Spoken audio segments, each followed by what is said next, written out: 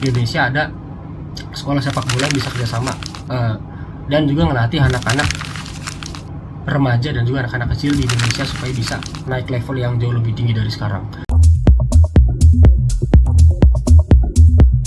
Yang bisa kita jadiin produk jadi gitu. Jadi ada salah satu teknologi di Edinburgh yang bisa ngelola plastik ini jadi benang-benang polyester, dan benang polyester ini bisa jadi bahan utama buat bikin si baju olahraga yang kalau di Nike itu ada namanya dry fit ya, Adidas namanya Climacool. Jadi bener-bener yang dipakai sama pemain olahraga yang kalau di Nike itu ada namanya dry fit ya, Adidas namanya Climacool. Jadi bener-bener yang dipakai sama pemain bola atau pemain basket atau pemain olahraga, atlet-atlet yang lain gitu. Nah jadi ntar hasil dari sini bisa dijual lagi dengan harga yang lebih murah, dan otomatis nanti ya harapannya nanti bakal bisa banyak yang beli dengan brand baru yang akan di-create ini, dan nanti sebagian hasil penjualannya itu plannya sih sekitar 20% dari profit itu akan dialihin ke kita akan bikin, propose aku adalah tergantung perusahaan ya, jadi nanti nama perusahaannya foundation buat perusahaannya ini. Jadi nanti foundation ini akan ada dua arah, satu buat ngebantu ketika ada keadaan-keadaan urgent, misal ketika ada bencana alam atau mungkin ketika ada banjir kan di Jakarta sering banjir tuh, atau mungkin ada kejadian lain. Dan yang kedua nanti bisa buat rencananya sih sebenarnya kalau di Jarum itu punya PB Jarum ya, Persatuan Bulu Tangkis Jarum, dimana orang tuh kalau ngeliat udah masuk akademi Jarum itu pasti dia akan, oh ini calon atlet timnas nih, padahal tuh punya swasta bukan punya pemerintah gitu. Nah aku juga pengen di Indonesia ada sekolah sepak bola yang bisa kerjasama dan juga ngelatih anak-anak remaja dan juga anak-anak kecil di Indonesia supaya bisa naik level yang jauh lebih tinggi dari sekarang. Kalau ada Garuda Selection, ada timnas selection, nah ini harapannya nanti bisa buat ngebangkitin lagi gairah pemuda lokal, karena kalau kita lihat timnas sekarang kan banyak yang ekspor kan, banyak impor.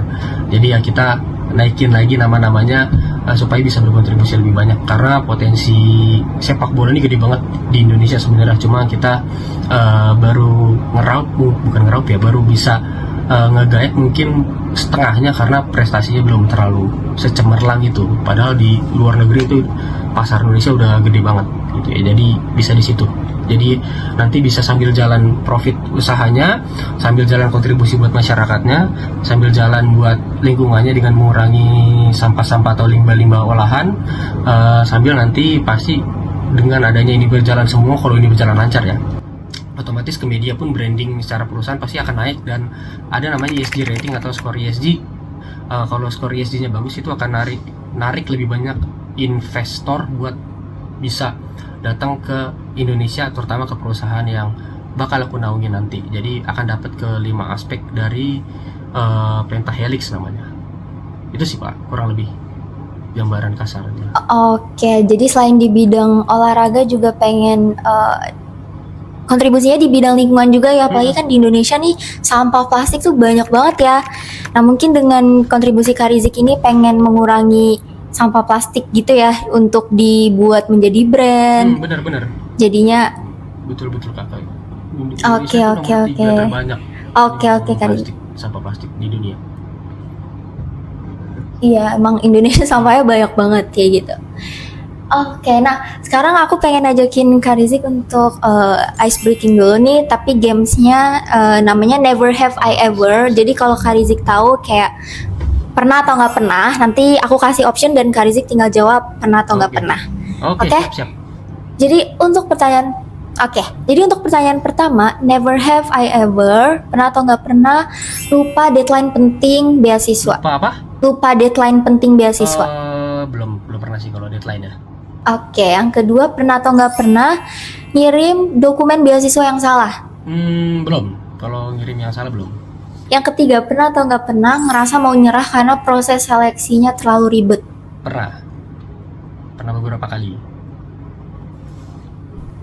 Oke, pernah atau nggak pernah ikut lebih dari 3 beasiswa sekaligus? Belum pernah. Sejauh ini sih baru LPDP aku ikut.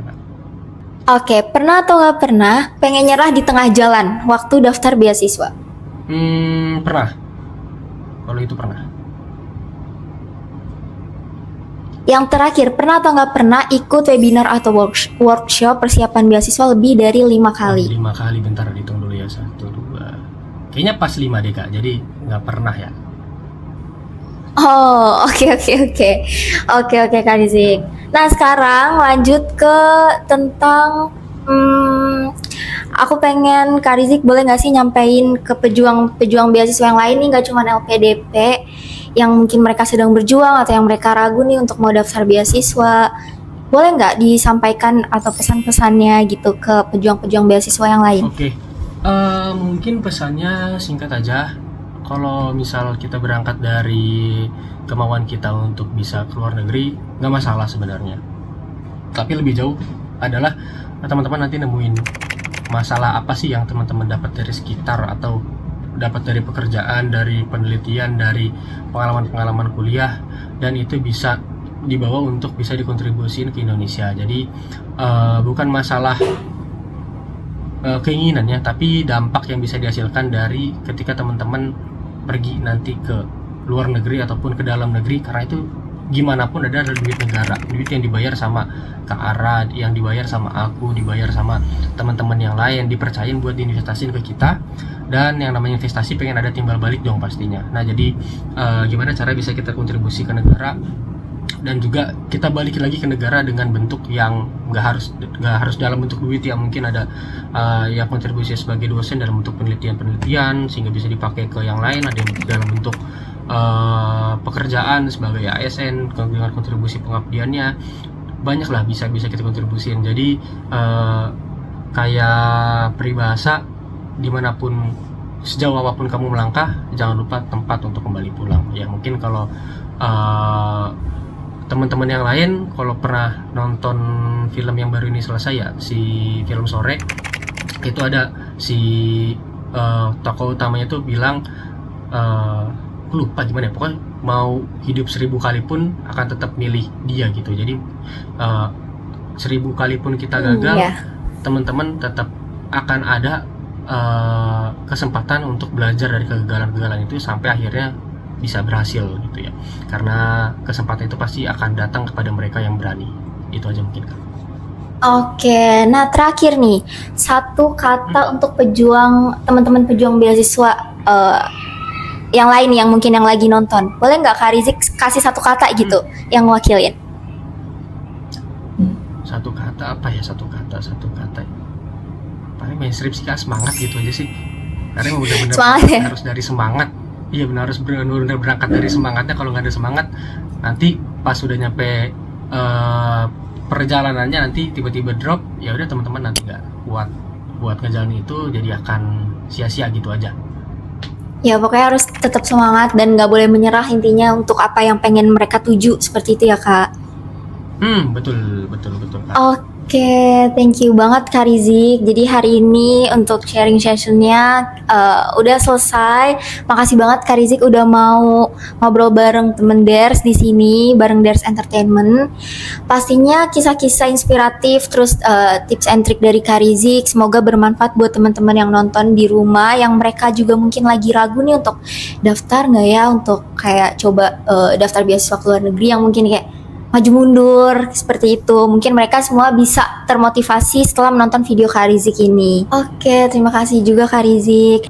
Iya, makasih juga Kak Ara. Nah, untuk teman-teman Des nih yang belum subscribe, jangan lupa untuk subscribe karena setiap minggunya kita bakalan selalu upload video terbaru tentang beasiswa-beasiswa yang lainnya. Oke, terima kasih.